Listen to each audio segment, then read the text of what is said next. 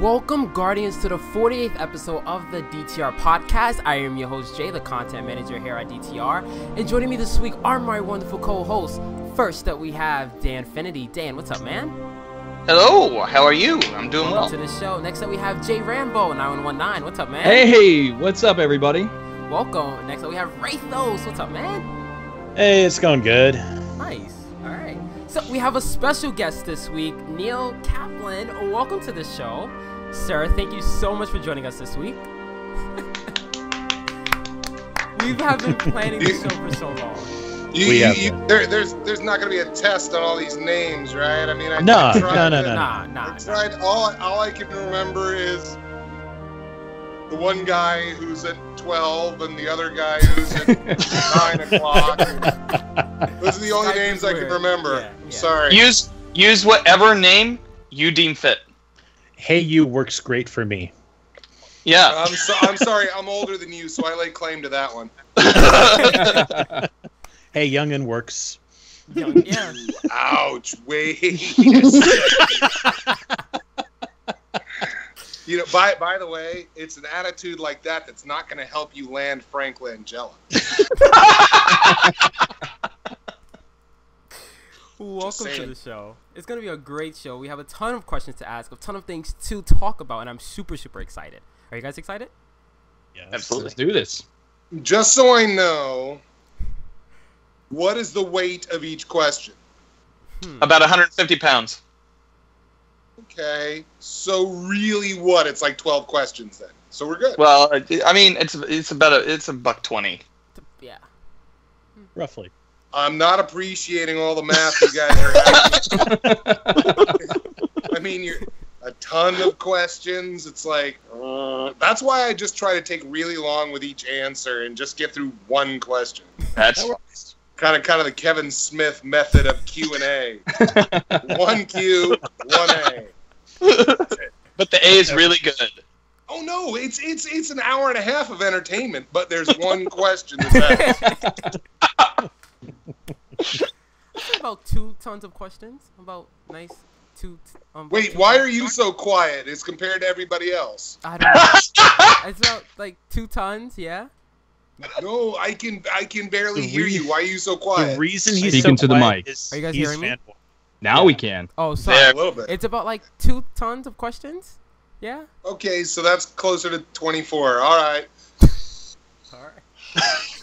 Let's All do right. it. So before we get into the Alright. questions, I do have a few announcements to make, guys. So you guys can find us on iTunes, Podbean, and the Google Play Store at Destiny Tracker Podcast. So you guys can, I already said that. If you guys would like to support the show, you guys can subscribe on iTunes and make sure to leave a review and make sure to follow us on Podbean. Also, guys, we are starting up a brand new giveaway here at DTR. Since it's our 1-year anniversary is coming up soon in just about 2 weeks. Giveaway. We are giving away a few copies of Destiny 2 on PC, which I'm super excited for. If you guys want to enter, all you have to do is fill out the gleam that will be in the description of this podcast. So that's all you guys have to do. And also, guys, for our sponsors, you guys can use our code DTR for 10% off your Gamer Subs GG order and 15% off your Clutch Chairs order, which are the #1 chairs for all Guardians. All right, guys, let's dive straight into the show. Dan, I'm going to throw it over to you, man. You are up first for our Q&A. Okay. Oh wow, that's quite an honor. We're just getting right to it. I know, yeah. Waste no time. So, what were some of the voice actors or cartoons that inspire your work, that got you into working in voice acting? You know, probably one of the things that got me right off the bat was a sketch comedy show called, great. Now all of a sudden I'm blanking on it. It's like in 52 different interviews I've ever done. It was called Copycats, and it featured Frank Gorshin, who a lot of people didn't know was not just the Riddler, but he was an amazing impressionist. Probably did the best Burt Lancaster. Yeah, kids, go look up Burt Lancaster. Anyway, so that kind of got me doing impressions, and I grew up as a kid. I loved Saturday morning cartoons before going to Saturday school for my religious studies. I get the chance to watch Super Friends and Thundar the Barbarian and Jabberjaw, and you know, a lot of the over the top classics. But truly back in what I thought was a golden age of Saturday morning, you know, which included, you know, old Warner Brothers cartoons, you know, watching the Looney Tunes shows. So those were always big. You know, I think the one character that probably hit me more than anybody was Pete Puma, who was in one Warner Brothers cartoon. They finally did a sequel, but he was the one who said the line, "Oh, 3 or 4." So, yeah, that one always got me. So I did impressions, and then I got the chance to actually do a live show with Mel Blanc. Oh, wow. And he told me, he said, "Kid, stop with the impressions. Do original characters. Impressions are for hacks." Mm-hmm. And when God speaks to you, you listen. Or at least that's what I thought. You know, and I was always kind of interested in sketch comedy, and I loved, you know, the original Saturday Night Live. And, I mean, the similarities between sketch and voiceover are really very similar. It's just one's a lot less physical. One kind of requires you to stay still, you know, most of the time. But yeah, you know, like I said, I was a big fan of all the iterations of Super Friends, Battle of the Super Friends, Challenge of the Super Friends, the Legion of Doom version that they did.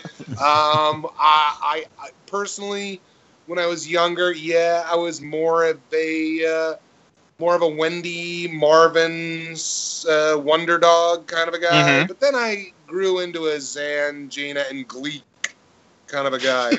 I think Gleek was definitely underrated, and I'm hoping at some point Warner Brothers will bring us a Gleek movie. Excellent. see Wow. that. Cool. I love how you guys believe me. So Mel Blanc, like, what did you work on with him? It was a live fundraiser for the children's musical theater that I was involved with back up in San Jose. So it was the most amazing thing, you know. It was in the later years of his life, and when he was backstage, he was like slumped over and really looked his age, you know. Mm-hmm. And he was from an era when people smoked a lot, so you know, that kind of showed too.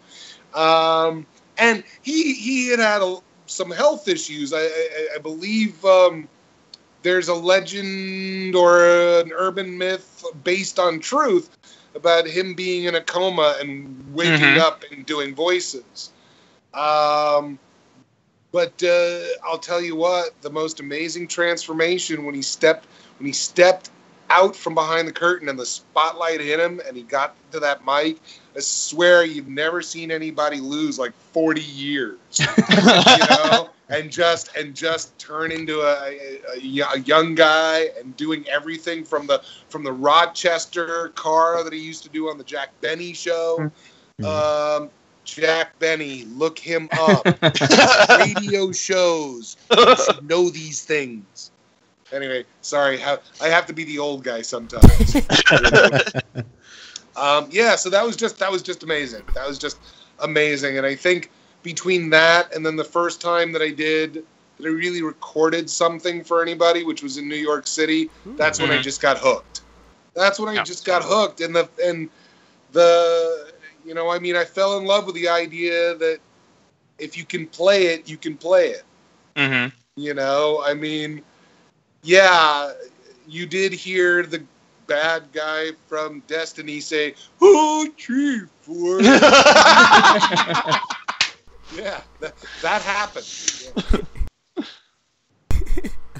Yeah. Oh, that's excellent. Oh man. All right, I've got a bunch more questions, but someone else can take over. All right, I'll for chime now. in. I'll chime in. Next. All right, so I've looked at a lot of your YouTube interviews, and one thing that I've noticed is you always reference Daffy Duck as one of the first voices that you've ever done. That's not true at all. No? No. What was the first voice? Donald. Duck. Donald. What did I say? Daffy. You said Daffy. Oh, said yeah, Donald. Donald. Ruined it. Although in the world we live in today, Donald and Daffy are the exact same freaking thing. Maybe that's why. Maybe it was a Freudian slip then. Thank you for getting it. You in the corner. Thank you. Sometimes my audience for my jokes, very narrow, but when you get them, they're worth it. So, how difficult? Yes, I said it. Donald is Daffy.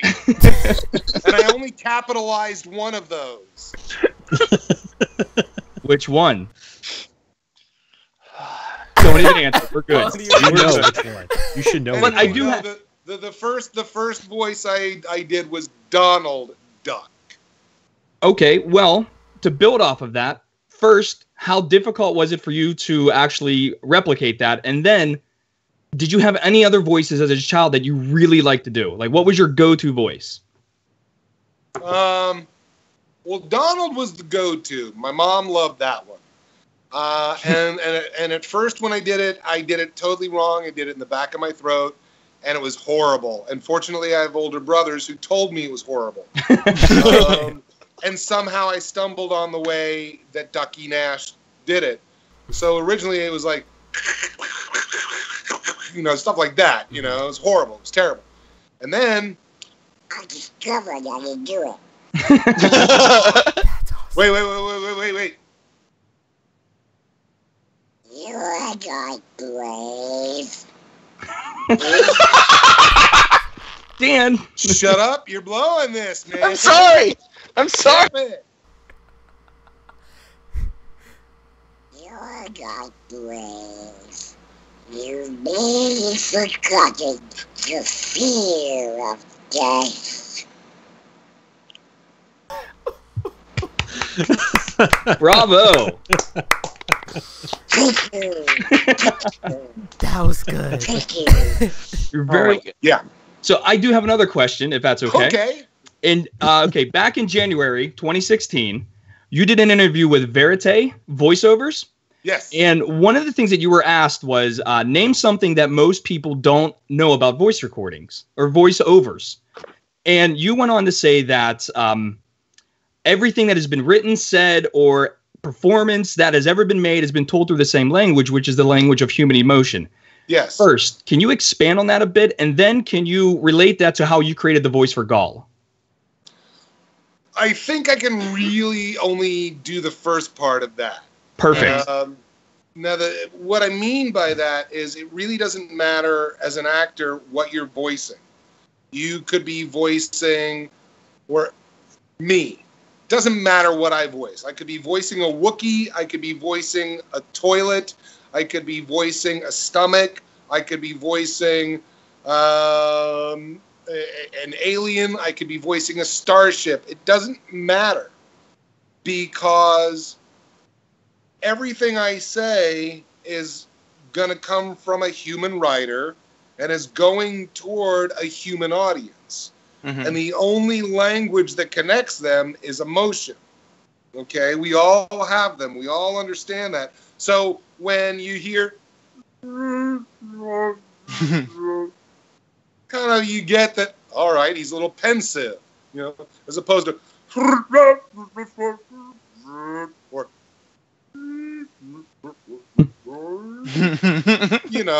so if I'm doing it right, you kind of get the idea that even though I'm not using English, and this will happen sometimes. I mean, the first time I played a hut in another franchise for another company, the script. What are you doing over there with your fingers? What are you doing? Why is he doing things? What is I'm moderating. I'm sorry. Keep going. distracted. I'm sorry. Anyway, I'm like one of the old guys. I'm watching the box. What are they doing? Anyhow, but it would be written in a completely different language, which fortunately was a suggestion. And then next to that, there would be direction that would tell me essentially what the line was supposed to mean. Okay, I'm hot. I'm tired. I'm hungry. Hey, what are you doing with that? Put it down. Whatever it is. But by reading that, it inspires the actor to take a point of view, to have an opinion, to have some emotional inspiration. That may or may not come through to the audience, but it's going to sound different than just Macha Wata Hutu Solo. It means nothing, all right? But if it's Chatua Usta, then it's like you get the feeling, well, this guy ain't happy, and so it touches the person, that the audience member, the game player, whoever it is. It doesn't. Somebody should be able, who doesn't speak English, should be able to watch a well-crafted performance and still kind of get the gist of the emotional state of what the character's going through. Mm-hmm. Okay? Mm-hmm. So, I don't know if that helps explain it or if it muddied the waters even more. Okay? But essentially, inanimate objects, people, whatever it is. I mean, when I'm playing a stomach or I'm playing a toilet, I don't sit there and just go... The toilet has lines. The toilet has something that it's going through, and it's trying to get that through to the audience. So it's anthropomorphized, and the way that we do that is through language and emotion. How did that figure into playing Ghaul? No idea. Well, as a follow-up, I'm sorry. Go ahead. No, go ahead.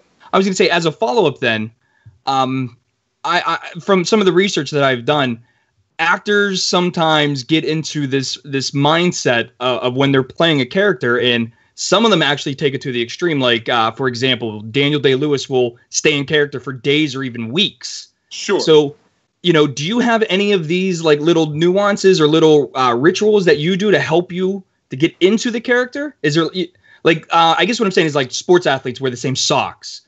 Singers will sing the same exact notes right before they go on. Is there anything that you do in particular that kind of echoes that? Not really. For me, it's I'm being a 5-year-old. I'm just imagining. So it's like there's the movie is going on in my head. The scene is happening in my head. So, hopefully they've got a sitting there and picturing threatening Bill Nighy, or I'm sitting there having. This was really tough for me, having reverence for Frank Langella. Yeah, that was a tough one to play. I mean, He's Frank. It's like, yeah. So I just try to be in the scene. I just really try to see the control room, the throne room, wherever it is I'm supposed to be. Look over the lines and just try to kind of the same thing I did when I used to play Wild Wild West, not the movie.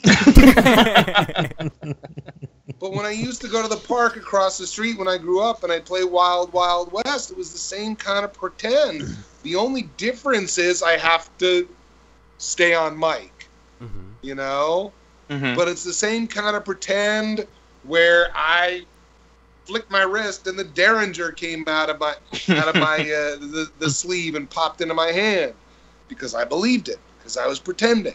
It's the same kind of pretending that I do. I guess I don't look like Michael Clark Duncan. I just try to feel like Michael Clark Duncan, you know? So, you know, every project's a little different. Whether it's the writing style or the production or the energy that it's giving out. I mean, no two games, no two anime. Okay, that was the wrong thing to say.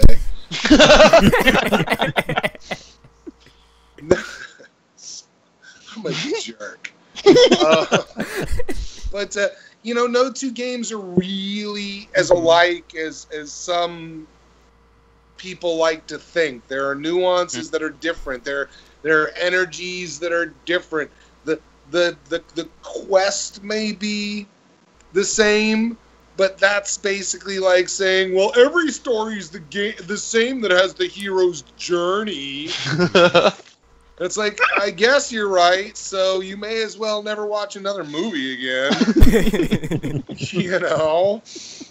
So do you feel as though the voices or the characters come out easily, or do you sometimes struggle with trying to find the voice of that actual character itself? And how do you get over something like that?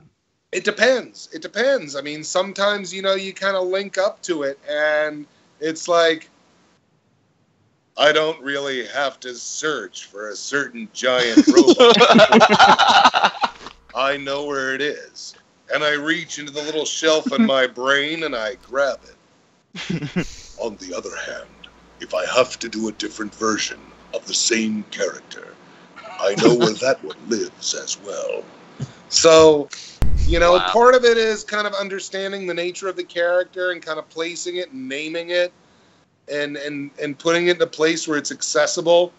You know, I don't really have to. There's another character I played in another franchise for another publisher. Apparently, he's one of the most hated characters in that entire universe. But that's all right with me. You know, I know where he is. You know, it's just a scadge to the left, if you know what I mean.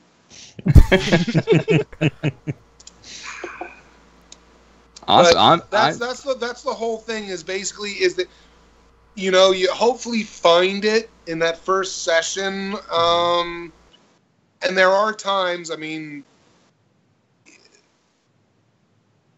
you'd be foolish to go into a recording session without having a reference for the previous work, because emotionally it may feel the same, but it could be a half tone lower just because you're someplace else mentally and physically that day. So it's always good to have a reference to remind and kind of go, all right, that's where it is. Got it. You know? And then, of course, there are times you play a certain character and it gets locked in, you know, even though it may have been over 20 years ago. Sorry, that was only 18 or 19 years ago. Give or take a couple. Thanks, DigiFriends. I do have a question. What is your favorite goal line? What is your favorite goal line? Yeah. You know, it's funny because when I get asked that, a lot of times I have to go back and watch it and listen to it and go, oh, that's what I said, right? Because here's the thing. When Nathan Fillion is doing, you guys have heard of him, right? Yes, of course. Possibly. Right. Wasn't sure. He's been in some films and television shows. Two Guys, a Girl on a Pizza Place, right? I may have missed that episode.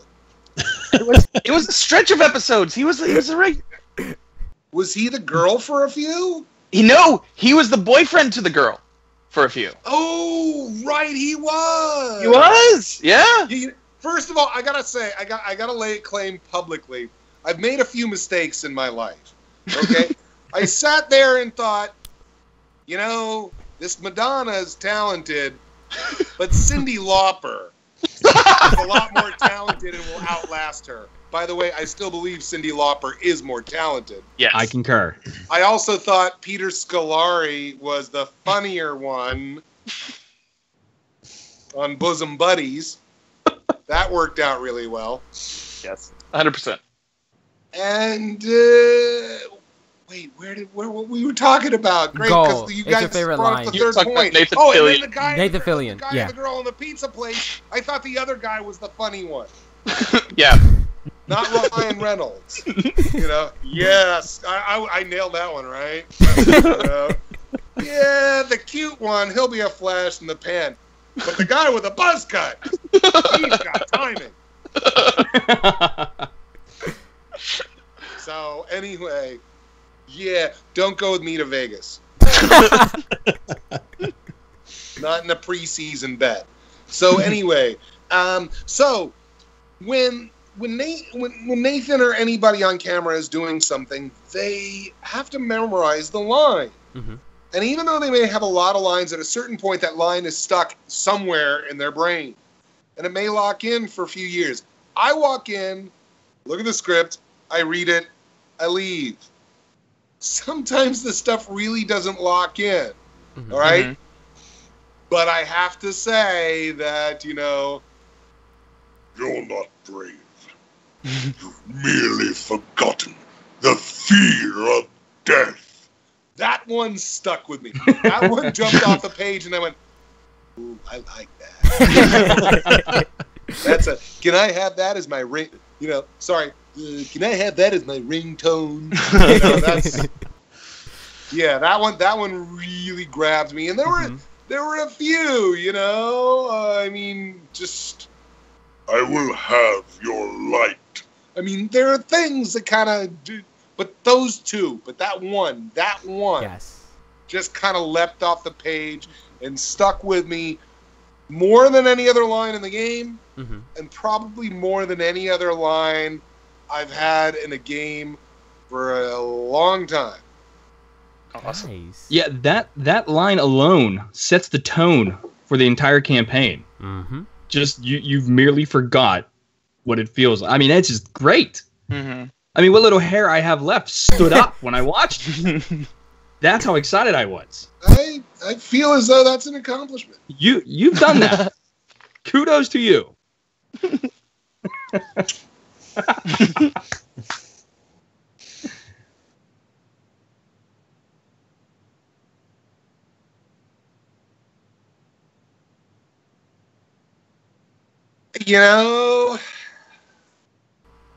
Cousin Kaplan? Jeff, you should have me a bit more prominently on your game. All right. No, if he was related to me, considering I played some other roles for that company, I think I would have played something a little bigger. Yeah. I played. I think Overwatch. I played Russians in the announcement video last summer for the new character. I forget her name. Yes, I play lots of Russians for them in that video. So yeah, that's as grand as I've gotten in Overwatch. But I did crack that universe. But Cousin Jeff, fix that. All right. Wraithos, I'm gonna throw it over to you, man. One of my questions is, how did it feel being cast as our main villain in Destiny 2 when pretty much the majority of the community grew up with you as one of our heroes? From all the shows that you've done and all the voices that you've portrayed throughout the years, we've always kind of seen you more on the heroic side. How did it feel to be cast as the guy that we're coming to kill? Well, if you know me pretty much from the heroic side, you haven't been paying attention Right. for years. Some people, though, they've only heard you from that heroic side.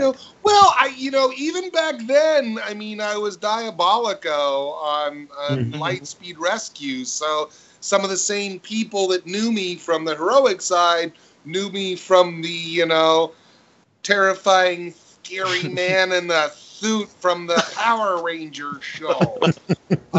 So, I mean, there was always that. And, I mean, there was the transition period kind of playing a certain anti-hero. somebody who we shall not name. You know what I mean? Doesn't quite feel. See, I still do it as though I got a cigar in my mouth. No, can't do it otherwise. It doesn't feel right. But I mean, villains are so much more fun. Fair enough. You know, I mean, you rarely get to play a hero like Cade. Okay, he's a little bit of an anomaly. I mean, but who had more fun? I mean, forget what ultimately happened in the end. But I was gonna bring up Heath Ledger and Christian Bale, but maybe. Yeah. But you look at who has more fun doing those scenes. Mm-hmm. And I think it's pretty obvious, who was really sinking their teeth into the work and having a good time versus the one who was sitting there and brooding, all the time. It's like, I would love to play Batman, but there's Batman. And then there's the Joker, who's more fun to play. There's I mean, who had a better time, Nicholson or Keaton? Who had a better time, the guy being slung up by his tights, having to look good, or Gene Hackman smirking at the camera, and raising an eyebrow? I mean, villains are they're just fun. And, and I think it's kind of in my wheelhouse. I enjoy playing heroes. And look, anytime anybody wants to ask me to play Hal Jordan or Clark Kent or Bruce Wayne or any of those guys, more than happy to. Yeah. But somehow, somewhere, I'm more of a Venom. That works. So I'm a character actor. It's just put the quarter in, wind me up, and let me go. And another question that I have, you had mentioned before we started the podcast that you're a nerd, you're a geek, just like us. Do you play Destiny?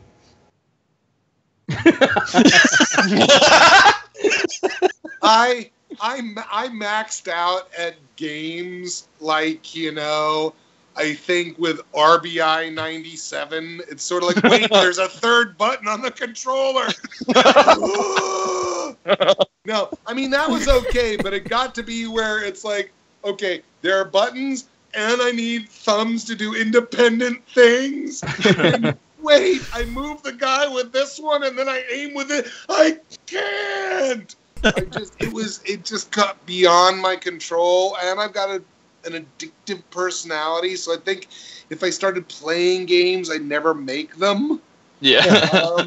I enjoy watching. I mean, I can remember watching my brother play the original StarCraft, and I've gone to tournaments and watched people play League of Legends, Heroes of the Storm, StarCraft. I would love to, hopefully I'm going to have a trip back up to Seattle, and I'll sit in with one of the experts at Bungie, and they'll kind of help me through. And I'll give it a whirl. I'll let people know on Twitter that I'm there. But no, I don't really play, mostly because, I mean, you asked me before if I remember lines from any games that I've worked on, and I remember lines from the first one that I worked on, and that was one of the few times that I've played a game that I worked on. And I mean, I get emotional when I think about it, but it was I think it went boop boop beep beep boop boop boop beep, beep, boop. And those were that's a deep line. Yeah, those were special days for me.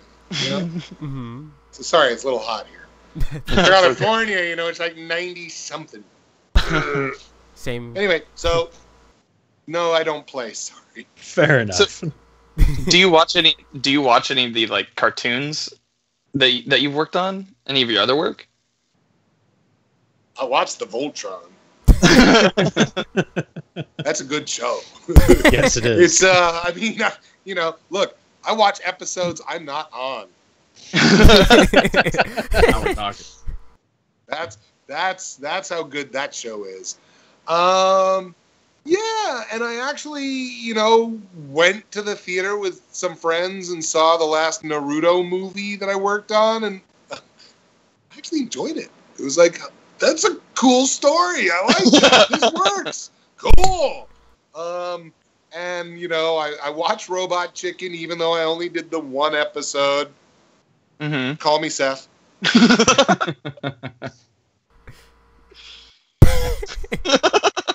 I miss you, Matt. Anyway, sorry. Getting some personal business done. But just checking the score of the game. Sorry. So yeah, no, I watch stuff that I've worked on. It's as you said, I'm a geek and a nerd and have things that I love as well. So sometimes I don't have the time to watch stuff I worked on. I'm too busy. Look, I'm too far behind on Westworld. Same here. It's like I would love to watch all the episodes of Naruto, but I got Westworld to catch up on. Yeah. Right. I got stuff. I got Gotham now, man. It's a good one. That's some stuff. So, yeah. Next. Well, I guess in reference to all the roles that you've played, what was the real first acting gig that you had? The one that you felt like, man, this paycheck is great. I want to do this for the rest of my life. What was that first role that really grabbed you? Well, I mean, the first time I said, this is great, I want to keep doing it, there was no paycheck involved.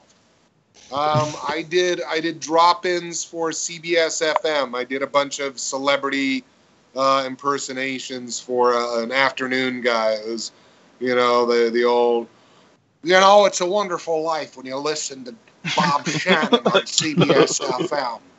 Stuff like that. So, I mean, that was cool. I loved it. And I just felt comfortable behind the mic.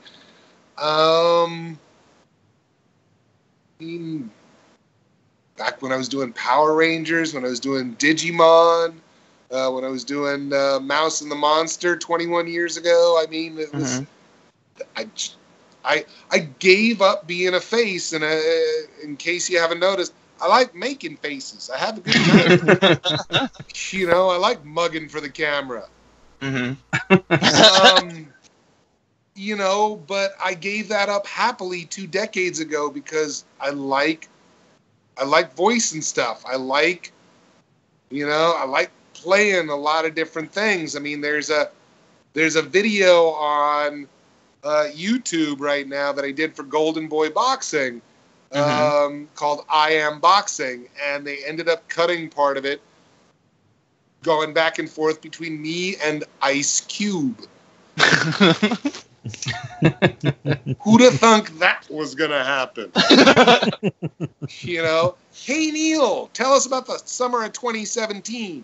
Well, my wife broke her foot, my dog had knee surgery, I did scenes with Frank Langella, and I did a vocal piece with Ice Cube.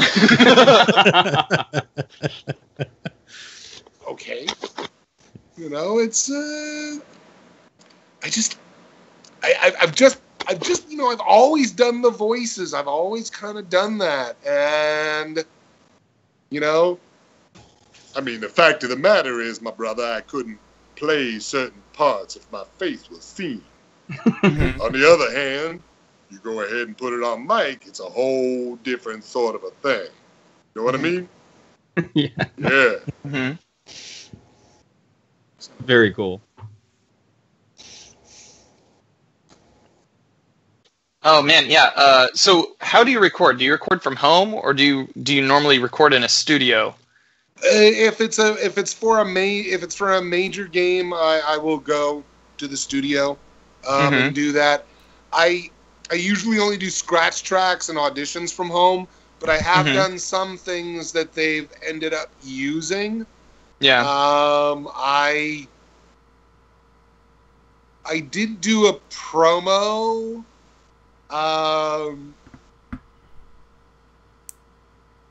I did a promo that I'm not allowed to say what for which company for a thing, but I did it.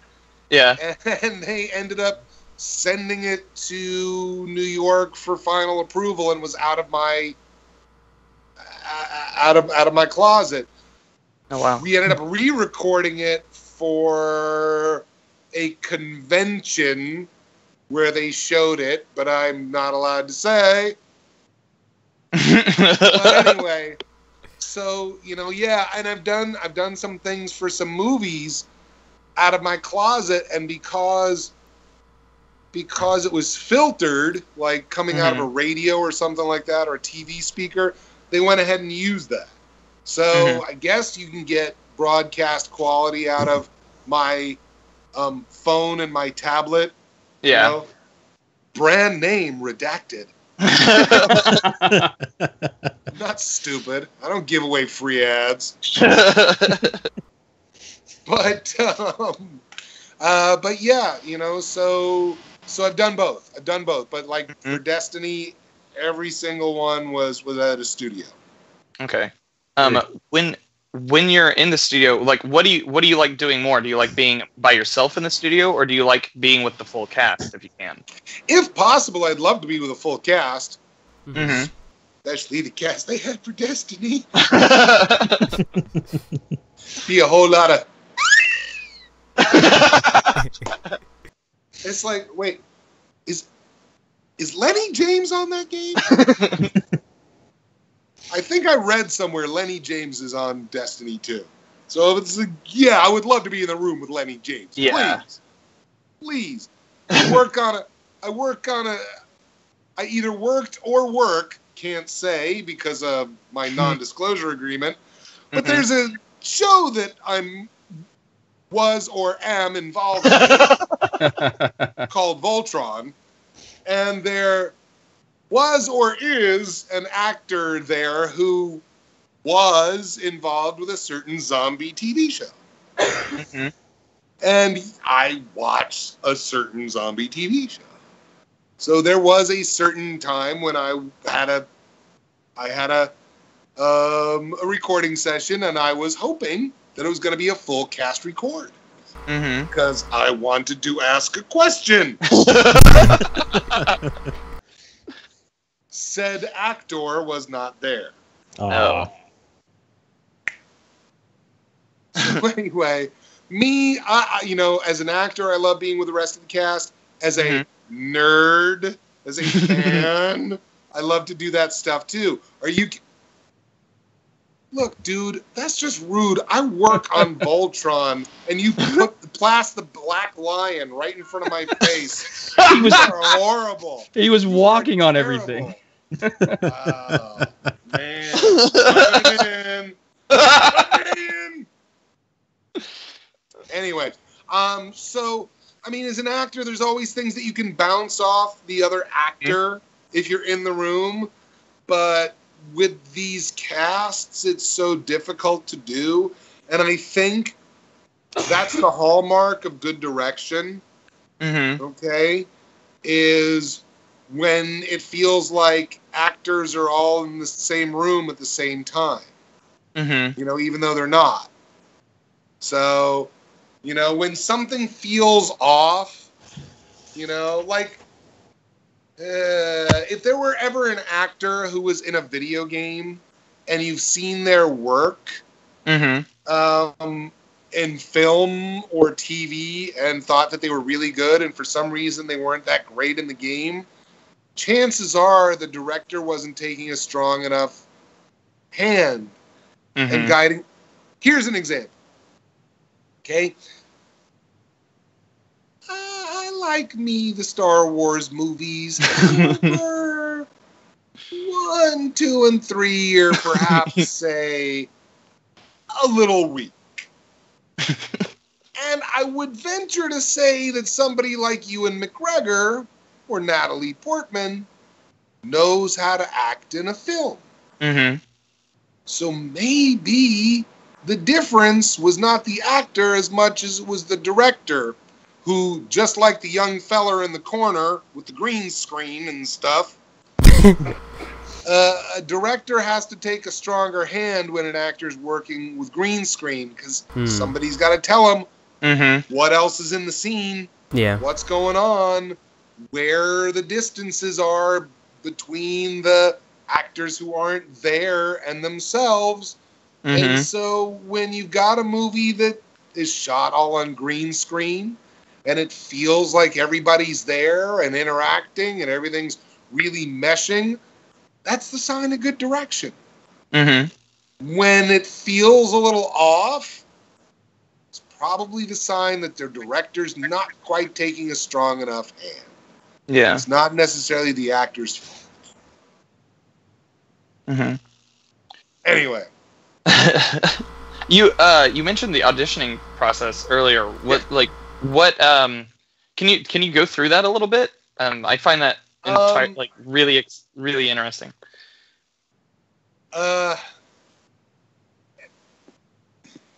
Sorry. Anyway, so I don't know how much of the audition process I can actually talk about with regards to Destiny, and how much is still kind of protected under the NDA. Oh no, just in general is fine too. You know, auditions come in many shapes and sizes, and you take your clues sometimes from a description of the character, sometimes from a picture of the character, sometimes from footage that they've done, you know, sometimes just from the dialogue itself, and sometimes from a combination of all of them. You know, you have a description, you read it over a few times, and then kind of, you know, see how you get influenced by the writing. Kind of that's a trick that I go with sometimes, and just kind of read it and reread it and reread it until I feel that by the end of the paragraph, I've gotten a sense of who the character is. And then I dive into the lines, you know. Sometimes I'll go with what they ask for. I mean, most of the time I'll go with what they ask for, but sometimes I also, what are some other conclusions I can come to based on what they give me?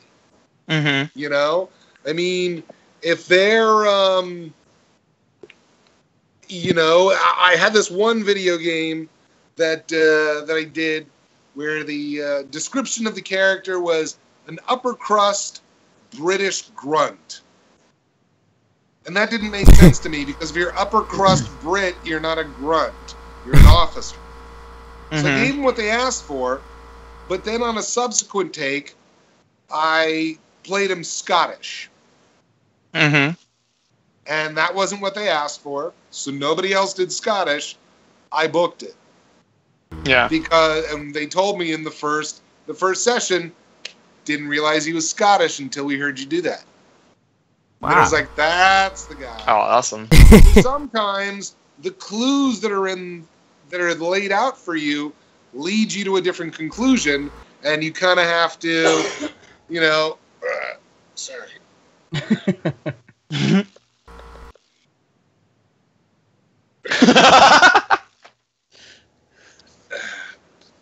Sorry about that. I just had to get a little more comfortable.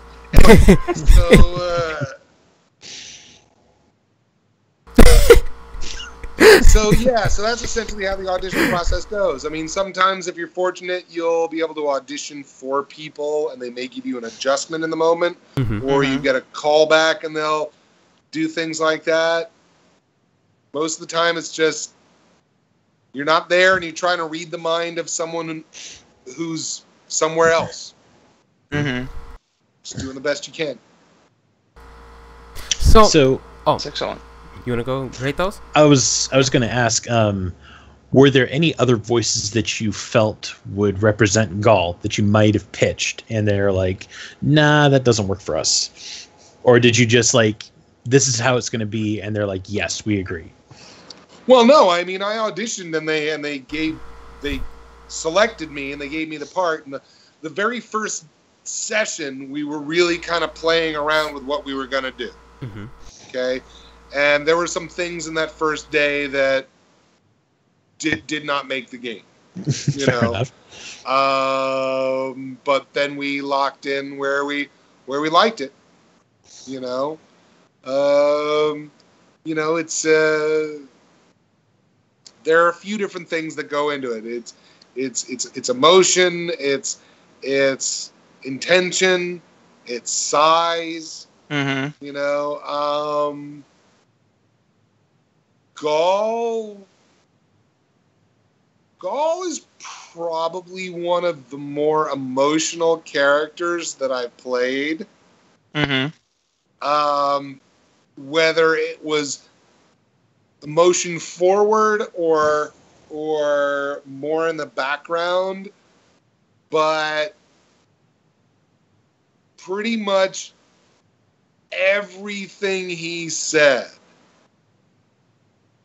was based out of a place of pain. Mm-hmm. Mm-hmm. I mean, this was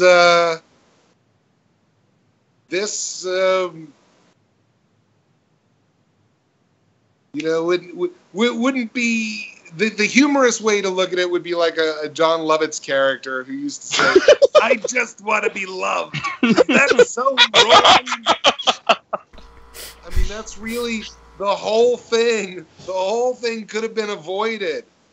Yeah. If Ghaul just would have gotten the appreciation that he sought. Yeah. You know, if he just would have gotten the acknowledgement. Mm-hmm. Mm-hmm. You know, and he was scorned, and that inspired it. Fair enough. Wonderful. So one question I do have is, how did you feel about that Bill Nye line when Bill Nye says, basically he said, "Feel free to kill yourself." How did you feel about that line when it was read to you? Because that turned out to be like a big roast battle for people for saying. Well, blank you too, buddy. No, that one didn't hit nearly as hard as. Mm-hmm. Oh no! I never said. I never said. I never said he spoke to me. What? Yeah. What are you investing in here, Pally? It's like, wait it. You mean you were messing with me? You know, That was everyone's reaction. That line was a lot more impactful than kill yourself. Okay, it's like, you know, it's only slightly less obnoxious than the people who tweet that at me.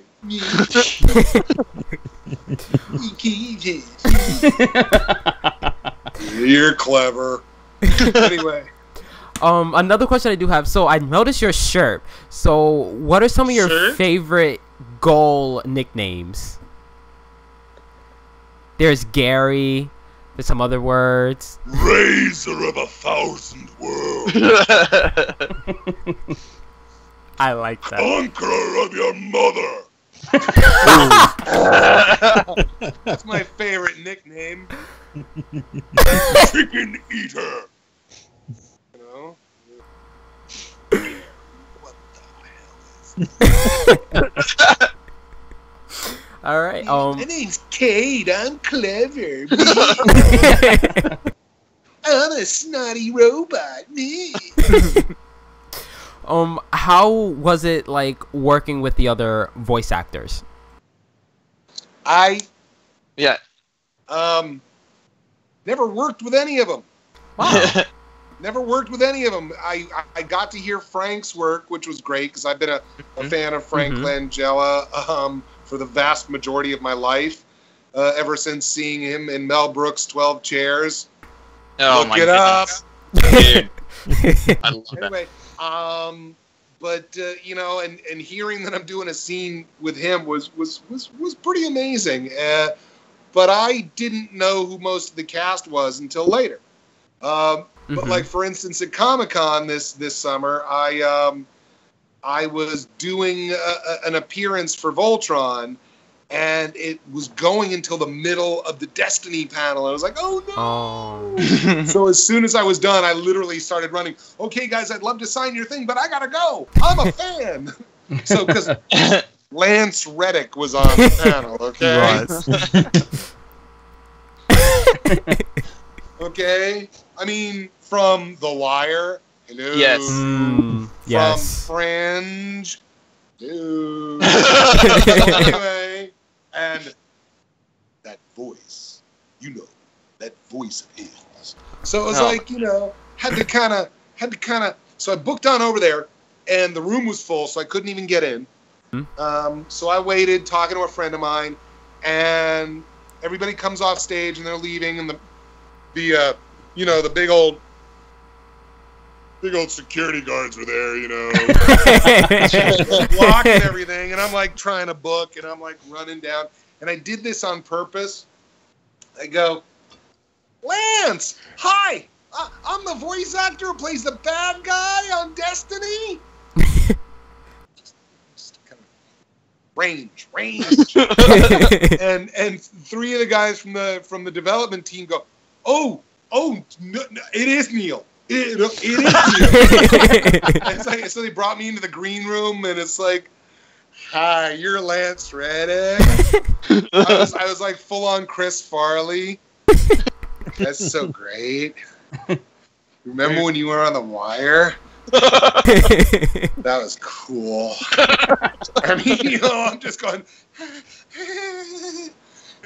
just nerding out and saying, hi, Lance, getting my picture with Lance. And so, and then I read who else is in the cast, and that was fun. And then they had the little video that they put on Entertainment Weekly, and it shows Nathan, it shows Gina, it shows Lance, it shows me, and the song from Sesame Street is playing. One of these things is not like the others. It just doesn't belong. It's like, I mean, I'm flattered. I'm flattered. It's and of course, look, who else is in the video? Nolan North, like Mr. Video Game. Fred Tatasciore, who, like, I may think I do a lot of voices. Fred's just a machine. Fred is a fleshy machine. A fleshy, talented, big-hearted machine. And then Sissy Jones, who won a BAFTA for her work in video games last year. So again, it's like I mean, it was flattering. It was flattering, It's every now and then I have to remind myself, oh yeah, I've been on some big games too. Hey, they sold a few copies of League of Legends, didn't they? Yeah. And they did sell a few copies of StarCraft, and so yeah, and then it's a great cast to be among. What can I say? It's really talented, and Kevin did a great job directing them. I mean, I love working with Kevin. I worked with Kevin on Halo Wars 2. I'm hoping to work with him on a game that doesn't include the number 2, maybe a 3. Or a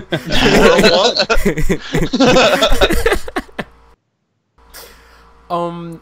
Is it awkward sitting in a booth talking like oh wait, there was more to that question? I'm sorry. It's just with me, usually if the question is it awkward, was it awkward, the answer is usually yeah. So when you read a script, are you just reading because it's a conversation? So if it's a conversation between multiple people and you're just reading your part, is it weird not having an actual conversation with multiple people?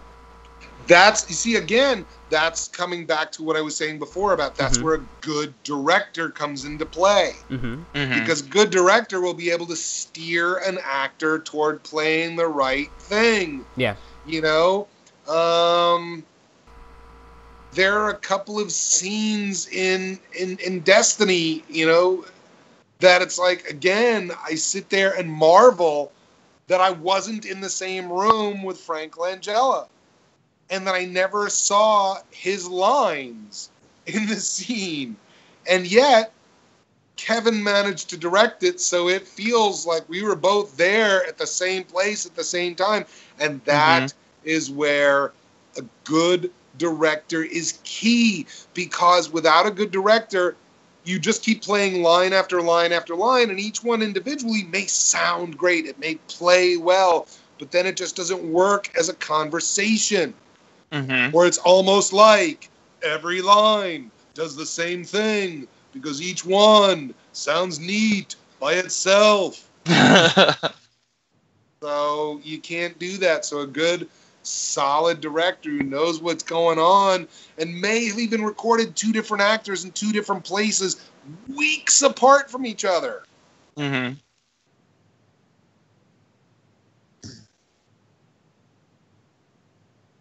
It was good directing, good script writing. I really enjoyed the Red War campaign. Yeah, it was great cutscenes. Yeah.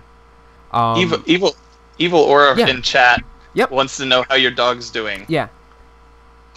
Buster. Yes. Is 8 weeks post surgery. Nice. He's doing good. He's not going to be able to get off. Hi, honey. You're on camera. That's the head of my wife. There's just that, just so you know. I like the idea of the floating head, though. That's kind of cool. Not in a jar. Yeah. Nicely done, dear. So Buster's doing good. I just had to put him in the box for a little while so he can get a little nap and not disturb our conversation. Now you hear him saying hello. You know what? Will you excuse me? So I'll let him out and he can say hello to his mother. And also you can take a look at my shirt there. Dan, I am going to throw it over to you, man. Do you mind reading our sponsor ad? I will read the sponsor ad. Ladies and gentlemen of the Destiny Trekker community, we are glad to have your support and the support of our sponsors. Are you lagging behind the sticks and in the crucible? Never fear. Our friends at GamerSups have the drinks you need to keep you competitive. They've restocked their flavors of fan favorites, Dragon Fruit Punch and Acai Berry, and even added a mysterious and delicious new flavor of Opie Orange. Use our code DTR to get 10% off those delicious drinks. Guess where you can shake your drinks from? Our new friends at Clutch Chairs. Clutch Chairs, the #1 seat for all Guardians, has partnered with us to keep your posterior superior. Use our code DTR for 15% off your next order. As always, eyes up, Guardian. Nice, Dan. Now, I actually received a lot of compliments last week about your ad reading. It's good, Dan. Congrats. Thanks. I passed first grade, so it's going pretty well. Nice. All right. So, J-Ram, I'm going to throw it over to you, man. Any more questions? Not really. I mean, just the one question I kind of have, and I think this kind of will go out to a lot of people that are really interested in this. By the way, notice they are all crossed out. Yes. Yes. I gotta say, I've never really had a personalized shirt before. It was kind of neat when they gave it to me. All right, sorry. No, that's fine. That's fine. If somebody wanted to get into voice acting, where would one start? It's really very simple. Just be a TV star. As you can see from the cast, TV star, movie star, it really helps a lot. The first thing you'd have to do, if that's what you want to pursue, is learn how to read, learn how to speak, learn how to act. No. Okay? It's important to do all three of those things. Some people, I said earlier I do a lot of voices, and that's shorthand talk, but it's also a lie because I don't do voices. I play characters. Okay? When I throw on Hawkman, it's not just a voice, it's an entire attitude. Otherwise, it doesn't work. All right? It's not the right thing. Otherwise, it's just a voice. But this is a character. This is Hawkman, So, and you don't just do the voice. You take on the characteristics. You understand, like I said earlier, the language of human emotion. Listen. Voiceover. People say they want to get into voiceover, and it's really kind of a strange thing because if somebody wanted to do musicals, they wouldn't necessarily have to go to New York and audition for Broadway. They could go to their local community theater, audition, listen to the applause when they were done with their song, bow at the end of the show, get those applause, go home to their job as a dentist, and they still did a musical. Somebody wants to paint. Somebody wants to paint, they go to Michael's, they get a canvas, they get a frame, they stretch the canvas, they paint. They're not relegated to, do they have a show at MoMA? Will they sell what they do? People go to Color Me Mine, or they sculpt, or they do, their ironwork or whatever. It just seems like the only form of art that people feel like the only way to do it is to do it professionally. And that's wrong. People can voice act. This thing that is bringing us all together, the internet, allows for creative outlets that were not there when I was a youngin' like you. We didn't have these outlets. Now you can do a podcast. You can do audio drama and host it on your site, or maybe get it posted on iTunes or elsewhere, and people can find it. You write the scripts, you voice act, you play the stuff, and then you're not worried about, what happens if I don't book? I'm not able to pay my rent. If you want to create art, create art. It shouldn't always be about commerce. So that's the first thing I've got to say. If people want to voice act, you don't have to come to LA or go to New York or go to Texas. Maybe try doing it for the love of it instead of for the commerce. Because here's the thing. I hate to be a downer, but there was a show that was, look, if we remade Thelma and Louise today and we wanted to use Brad Pitt again, he wouldn't play the 20-something hustler. Right. He would play the FBI agent that Harvey Keitel played. Right? And we'd cast two younger women and we'd remake the movie. Be a mistake because it was genius the first time. Why redo it? But that's just an example for you. However, Brad Pitt still sounds a lot like himself, so if we wanted to do an animated sequel to Sinbad, he could still play the role. Or, as another example, there was a television series that went on the air in 1969, 48 years ago, called Scooby-Doo, Where Are You? And, they use this one actor to play Freddy, and his name's Frank Welker. And 48 years later, he's totally playing Freddy still. So, if somebody was born in, say, 1961, they were an 8-year-old when Scooby-Doo came on the air, and their only goal since they were 8 years old was to play the voice of Freddy in Scooby-Doo, Where Are You, or any iteration, that person at this point is 56 years old, and they haven't auditioned for the role yet because it's still occupied. So the challenge of getting into voiceover is the back door isn't age, the back door is death. Okay? If we do this right, if I do this right, I am hopefully working until the day I leave this mortal coil. All right? So we're all standing in line behind Frank Welker, shall we say.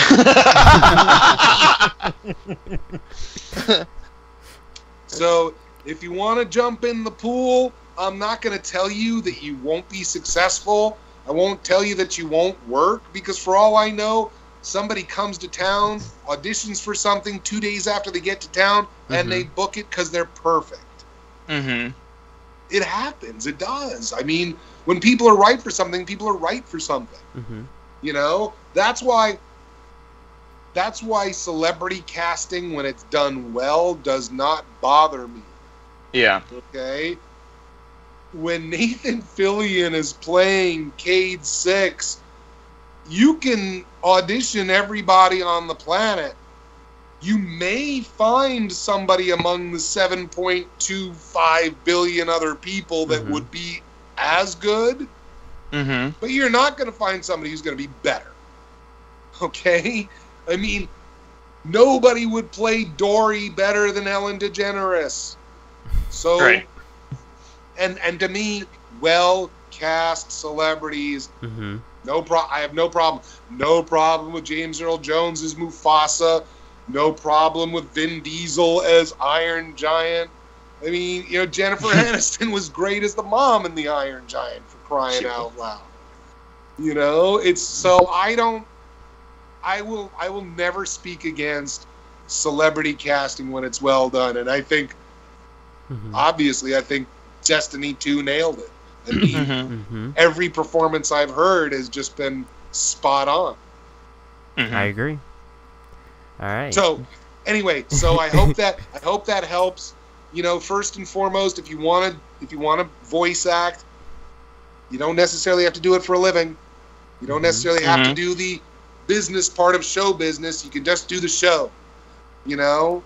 And the second thing is, if you're gonna pursue this, have a good solid day job, because there are a whole lot of us that are already here. We ain't planning to go anywhere anytime soon. Yeah. So come on in, jump in the pool. Thank you. So I hope that helps. Yeah. Sorry, I'm just in awe. Thank you for saying all of that. That was like, that's awesome. Man, so most of my questions have already been asked here. But I just want to ask. So if you had, so your dream role, what is it? What is your dream role? My dream role has not yet been written. My dream role is a show that will last for years and years and years and have me on every episode and will have me working with a talented group of people that I will get to see every week and have as a family, as a work family. That is my dream role. So the closest I've ever gotten has been Voltron. A great group of people that I got to be in the room with. And I may or may not still be working on it. NDA. But that's my dream role. That's my dream role. It's I love being a character actor. I love going from project to project to project. But having to audition for everything and hopefully land something can be a little tiring sometimes. You know, it can get to you sometimes. It can, you know, because I read for 100 things without booking. 200, 500, 1,000. You know? Yeah. It varies. And it's every now and then it's just like, come on. Because I listen back to my auditions and I like what I submit and I like what I do, and I could be one of the top 5 choices. I mean, I've heard back from a couple of different things that I didn't book that I was one of the last choices that they had. But they ultimately went in a different direction. And on the one hand, that feels good. But on the other hand, it doesn't buy those Hamilton tickets I wanted to get. You know? So the only thing, it's not horseshoes and hand grenades. It ain't close is good enough. It's only one person gets it. Yeah. You know? So I'd like to have a situation where I didn't have to worry about that for a while. That is my dream role. And the other reason that there are certain roles I'd like to play, but I don't mention them because I've gone through the, I mean, honestly, I've gone through the heartbreak of auditioning for stuff that I've always wanted to play. Yeah. And seeing somebody else get it.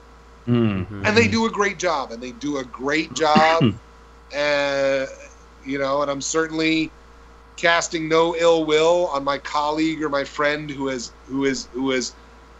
gotten the part. But you know, if you tell the world that that's what you always wanted and they see it go to somebody else, it's like, really, I want to share that pain? I mean, you know why I played Ghaul so well now, you know? Because there was something that meant a lot to my heart, and I didn't get it. Yeah. So I was certainly able to identify with Ghaul and go, "I'll show you! You guys are mean!" You know, it's like, in the game I worked on, Ghaul was the good guy. He was just kind of getting his, that's what's up. Yeah. Yeah. You know? So, I mean, that's the key to playing any villain is they're the hero of their own story. Yep. You know? And that's a through thread that I've always used for any villain that I play. You know? So, anywho.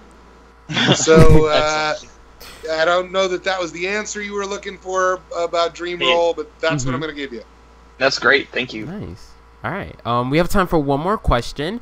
Anyone has a question? Rathos, I'm going to throw it over to you, man.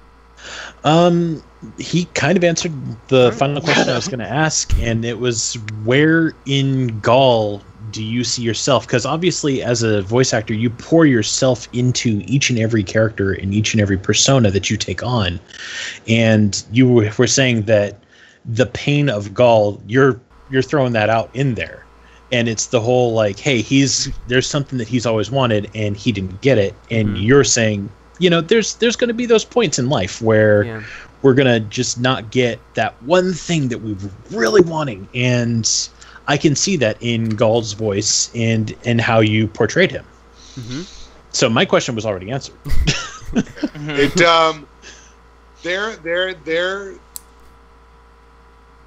There were moments that I certainly, in my mind, referred to what we were just talking about with regards to that dream role. You know, and referring to that with the whole, you chose somebody else. You know, and the difference, I mean, we all make choices in life. And the difference where that would be between acceptance and I'll show you. You know, and certainly with what I'm thinking of, there's no way I can show them. The only thing I can do is just go out and do good work and be happy with my good work and be satisfied. But if I had a way to show them, maybe, I mean, but like I said, I understand that choice, and I understand that, you know, I'll show you. So, yeah, it's there. Mhm. I think it's there within all of us, and hopefully we make the choice to deal with our own pain as opposed to inflict it on too many other people. You know, I mean, look, I know I've had days when my wife has been a really good sport, and I've maybe been a little bit more like Ghaul than I wanted to be, where my spirit was a little crushed, and I couldn't show the emotion of it outside of our home. Couldn't tell my friends, couldn't tell my colleagues, certainly couldn't tell fans on Twitter. Couldn't tell employers or potential employers or people who were potential but opted not to be employers. And you know, and I come home and I'm human here, and you know, she's been a good sport about that, and it's one of those things I say I could be a heap of sadness every day, because trust me, the stuff I don't do far outweighs the stuff I do. And yes, I said do. Laugh about that, but I decided not to. But that's my job. I'm here for the dad jokes. You know, that's not a healthy choice. So you do the audition, you let it go, you move on, and when you've got work, you count your blessings. And you go in and you do the best work that you can. And those are lessons I keep learning, and I keep reminding myself of. You know, it's I'm in this for the long haul. Long haul, a character I played on the Kill you, Optimus Prime. I name dropper. I'm horrible. Sorry. I know. You know what? That joke took a lot of gall.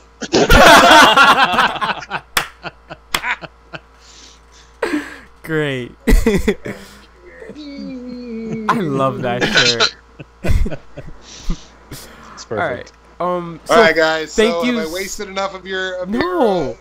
It was awesome. No time wasted at all. Thank you so much, Neil, for joining us. Yes. We like to end every show with a food question, so we do have a food question for you. What is your favorite meal?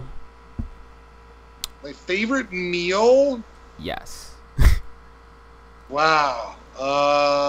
Well, the jokey answer is free. Okay. Been a starving actor for far too long, guys. Craft services rocks. I think it's well known on Twitter that my favorite dessert is a well-made tiramisu. Ooh, that's good. You know, it varies. I like Italian. I like Mexican. I like Chinese food. I like barbecue. I guess at the moment I'd probably say my favorite meal would have to involve smoked meats. My two favorite purveyors of my favorite foods would be Angelo's up in Sonoma and Paul's off of 42nd Street. It's on 42nd Street. It's off Times Square in New York City. Those are probably You are from New York, right? places. My family's from New York, but I from the Bronx, like right? I remember seeing that tweet. Like Sinatra, like Tony Soprano. I am Jersey born. New York City born right here. Bronx, born and raised. There you go. No, my whole family's from the Bronx except for me. I'm a Bayonne brat. So nice. All right, J-Ram, your favorite meal, sir? If we're going out to dinner, it's very consistent. No matter where I go, it's always the same. It's going to be chicken parm. If I'm at home, They make it really well at Paul's. if I am at home, it is a nice big greasy slice of pizza, man. I mean that just hits home right there for me. Yeah. All right, Rathos. Hold Hold on. Oh. Knife and fork, yay or nay? Nay. You can stay. Rathos. Knife and fork only on Chicago style. But aside from that, No. We were talking pizza, not casserole. fair Of enough. course you eat a casserole with a knife and fork. Don't be ridiculous. We were talking pizza. My go-to is chicken fried steak. Ooh. All right, Dan. Man, okay. So, I'm gonna have to go with pork tenderloin. I've got fond memories of that from my time on the farm with my parents. So. Sorry, that was my nickname in junior high. Oh, sorry. I've made a pork Wellington, so yeah, I know how you feel about that, Dan. It's just the one guy who got it, but I. Yeah. Thank you. So my favorite meal, I love hamburgers, but I'm from New York, so New York pizza is my favorite. Love pizza. Love it. Pizza's fantastic. Just to remind you, you don't need to say New York pizza. You just need to say Pizza. I Okay. agree. All right. Yeah. Pizza. I love pizza. I have a great spot right down the block I always go to. I love pizza. All right, guys. So let's wrap up the show. Thank you so much, Neil, for joining us. We had an awesome show. Thank you so much. We've been playing this show since June, and to finally have you here is just amazing. We love your work here at DTR and here in the community. We really enjoy your work, and seeing you on screen as Ghaul was just amazing. The homecoming cutscene when you kick us off the ship was actually my favorite. It was great. It's great. All right. So where can we find you on social media, Neil? You can find me on Twitter at Kneecap, Nekap. It has nothing to do with my leg. It's the first 2 letters of my first name and the first 3 letters of my last name. Kneecap. Just happens to work really well. And my fan page on Facebook is Neil Kaplan, voice actor. My website is kneecap.net. It's still under construction. All right. I'm an old guy. It's tough for me. All right. Right. And on Instagram, Kneecap Pics. So Nekappix. You'll find lots of pictures of Mr. Buster. Mr. Awesome. Kaplan, my pity. Fair enough. Rathos. You can find me everywhere under the name Rathos. Quite literally on PSN, Twitch, Twitter, Instagram. I'm out there. Keep it simple. By the way, you were my second favorite musketeer. Glad to know. Thank you. J-Ram. You could find me everywhere, J_Rambo9119. All right, Dan. You can find me on Twitch, twitch.tv/Danfinity, DANFINITY. You can find me on Twitter at DanFinitwitch. See what I did there? Yes. All right, guys. You guys can find me on Twitter at J_DTR and Destiny Tracker on YouTube at Destiny Tracker. All right, guys. So, Neil, one more time. Do you mind saying one more Ghaul line? One that you can remember. I do mind. Just get. I am Ghaul, and I will have your light. Or something. Awesome. That was Thank great. you very much, sir. Thank you so much for joining us. All right, guys. We will see you all next week. Bye. Bye. See you later, Guardians. Bye.